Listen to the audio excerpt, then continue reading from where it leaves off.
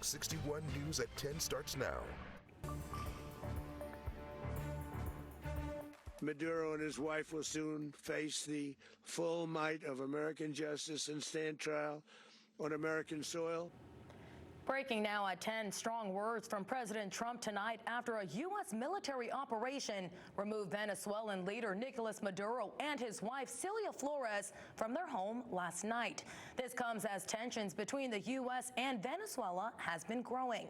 Now take a look right now. You're watching the moment the plane carrying Maduro and his wife landed in New York earlier this evening.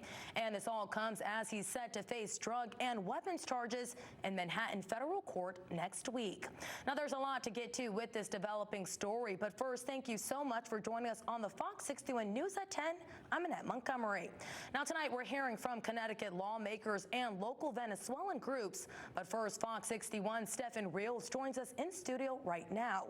Now, Steffen, break down just how we got here. And Annette, as you can imagine, this morning has really been building for months now. And like you said, these things were tense between the United States and Venezuela. And really, since September 2025, the U.S. has progressively built a large military presence in the Caribbean and launched more than 35 strikes on what they said were drug boats coming from the Latin country. But I really want to give you a clearer picture of what exactly happened.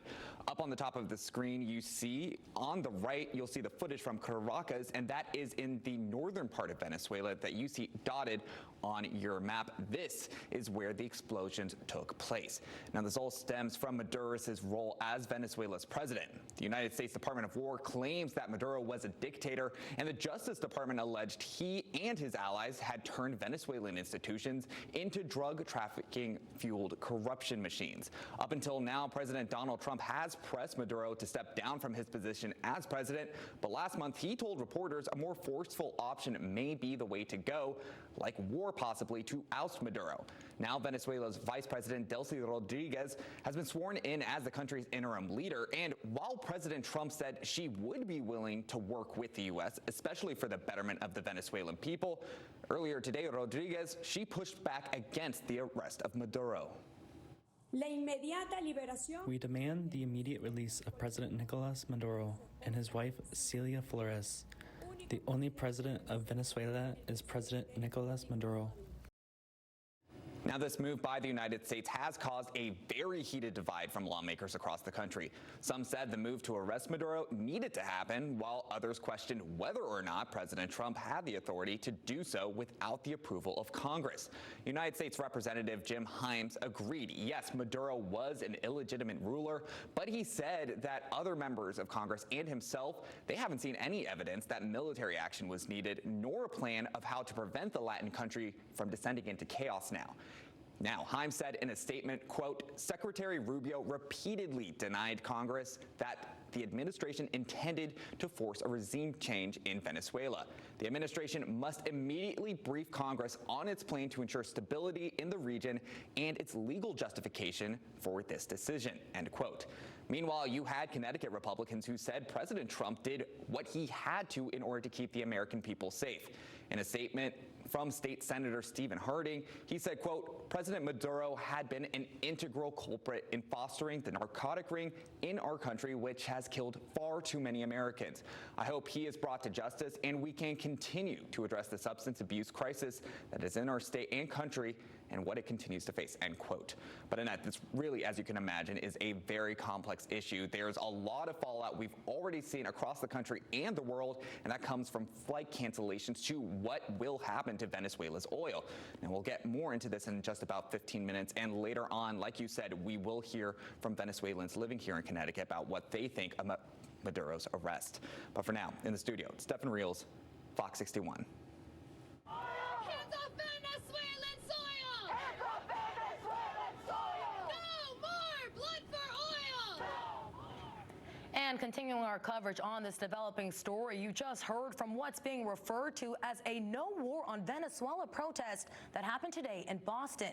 You can see protesters there holding signs like money for people's needs, not for war machines. Now, this is just one of the cities across the country and world where people are now making their thoughts known about this capture. And take a look. You can see throughout the day, protests took place across the country in response to this decision made by President Trump. Now, some of those protests were held even here in Connecticut. These images were given to us show one of the protests from New London. You can see people carried signs and gathered publicly to express their concerns.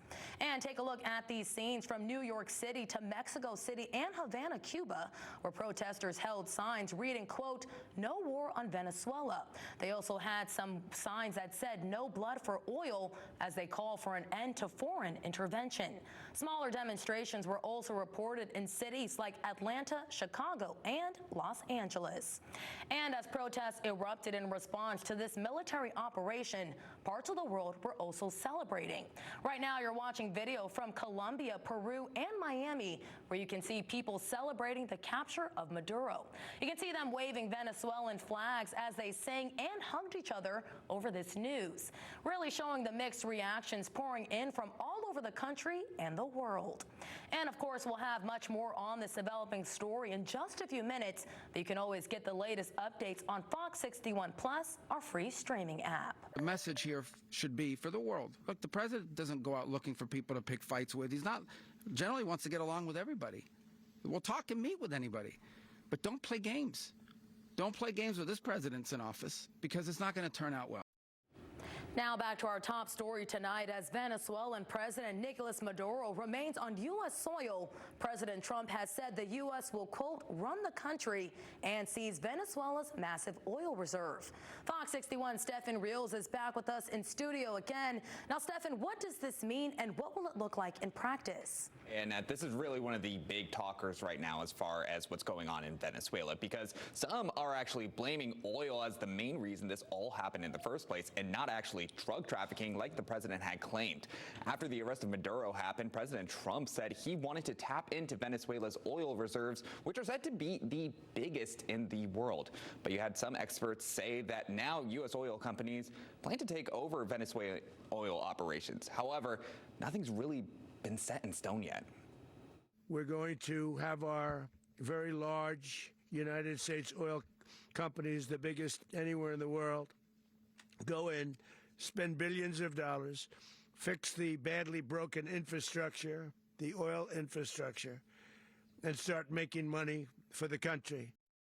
Blood for oil. I've been saying it for weeks. This is blood for oil. It's got nothing to do with narco trafficking. The drugs are mostly going to Europe, and cocaine is not the drug that is killing Americans.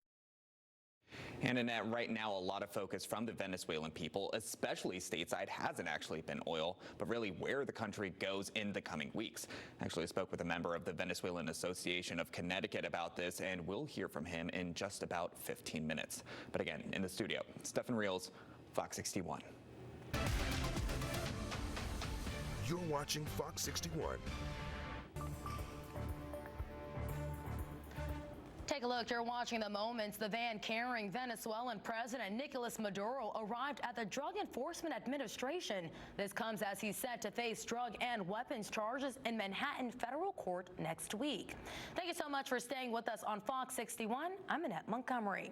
Now tonight we're continuing to look ahead at what's next for Venezuela and the United States as reactions pour in on both sides regarding Maduro's capture. Fox 61 Steffen Reals is back in studio now to go over the three main things you should know about this operation tonight. Thanks, Annette. Now, just to recap, tensions between the U.S. and Venezuela have been building for months. And a lot of this centers around the arrest of Maduro, who many viewed as a dictator who led a drug trafficking charges out of the country. Now, big things to know. Without a President, Maduro's right-hand woman, Venezuelan Vice President Delcy Rodriguez, has taken the role of president. And despite President Trump's belief she will do what is best for the people of Venezuela, she is demanding Maduro be released. But this has reduced air travel temporarily, and more than 300 flights were canceled in San Juan, Puerto Rico, the region's busiest airport alone. And we've also seen flights as well canceled at Bradley International Airport as a result. And finally, President Trump says U.S. oil companies will help fix the Venezuelan infrastructure. However, details around this are limited at this time. But at the end of the day, though, there's still a lot of uncertainty over what will happen during this transition period in Venezuela. Clodomiro Falcon from the Venezuelan Association of Connecticut said, while this is a moment to celebrate for Venezuela, this is also a very long and difficult process that starts, since some are expecting a big reaction from Maduro loyalists, which has led some people to limit phone calls and their phone use, including right to the United States. But there is still a hope, though, that eventually the country will reestablish its government. No more than 10-15% of the population supports the Maduro regime. I think this is the end of an era, the Chavismo, but again, it's not an easy process. It won't happen overnight. It will take months, a year, but we are moving forward to that happy ending, which is Venezuela libre y democrática. And Annette will have my extended interview with Falcon on our website, fox61.com. In the studio, Steffen Reals, Fox 61. Thank you so much, Steffen. And we'll have much more on this developing story in just minutes. But you can always get the latest updates on Fox 61 Plus, our free streaming app.